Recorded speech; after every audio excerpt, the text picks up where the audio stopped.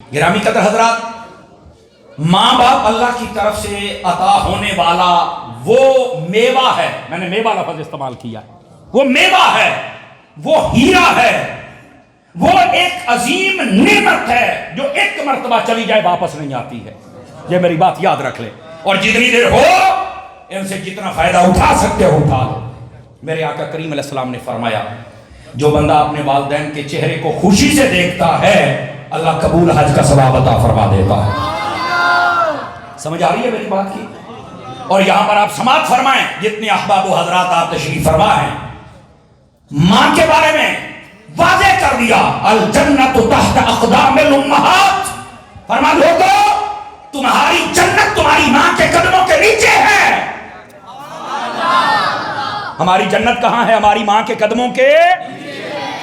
لیکن باپ کیا ہے؟ ماں تو جنت ہے، اس کے قدموں میں جنت. باپ کیا ہے؟ سنو باپ کیا ہے. فرما الوالد اوسط ابواب الجنہ. فرما لوگو تمہارا باپ یہ جنت کا وہ درمیانی دروازہ ہے، جب تک کھلے گا نہیں تم جنت میں جا سکتے ہی نہیں. یہ کھلے گا تو جنت میں جاؤ.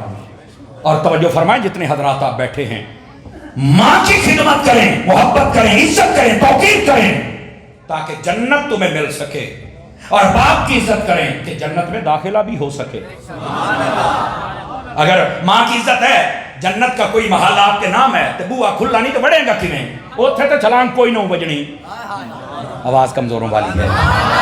ماں کی بھی عزت اور باپ کی بھی عزت. سمجھ آ رہی ہے میری بات کی؟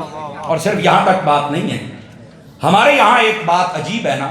نعت خان آئے ماں دی شان سنا، نقیب آئے ماں دی شان سنا بھائی، خطیب آئے ماں دی، اور کبھی پیو دی بھی سن لو.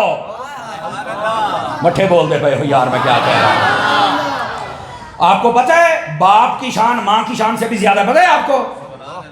نہیں چپ ہو گئے نہیں بیا پہلا مولوی جڑے پیو دی سائڈ لیندا پیا نہیں. توجہ فرمائے اور یاد رکھ لیں، میں ایک جملہ کہنے لگا ہوں، جس کو سمجھ آئے وہ بولے، دوسرا نہ بولے.